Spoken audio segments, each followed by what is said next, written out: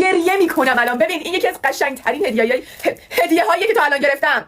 آره پلیلیست مورد علاقم توی یه قاب. ببین دا این پلیلیست مورد علاقه منه. خب آره اینو باید اسکن بکنی و موزیک پلی میشه. او مای گاد.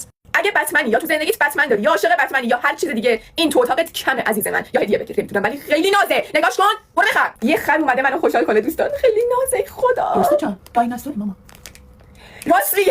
مجموعه ای از عکسای بعدی. حالا خر دایناسور نمیدونم پشه از هر چی. وای گفتم امروز چه پشه میرفت تو دهنم. بله دوستان امروز یه پشه بود مگه نمیدونم چی بود ولی انقدی بود داشت میرفت تو دهنم. ببین قشنگ اینجا بود دیدمش خودم اونجوری پس کردم آگز.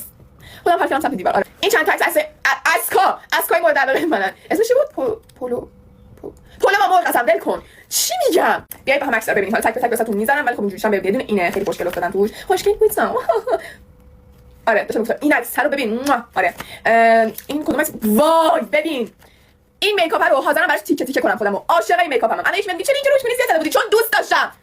دوست عزیز با اینا خیلی نازک بودی آخه. اینا خیلی خوشگل نازک افتادم. تمام اینا رو میتونید از پیجی که داخل کپشن تگ کردم بگیرید. کاملا اینا سفارشی. عکسی که میخواید و میدید پلو مرغش میکنن یا چیزی که میخواین رو تابلوش میکنن یا پلی لیستتون رو. البته کلی مدل دیگه هم هست برید داخل پیجشون ببینید قیمتاشون از تک تک پیجایی که این مدلیاست خیلی مناسب تره. گشتم و میگم دیدم که میگم. آره دوستتون دارم. خوشبختتون فعلا.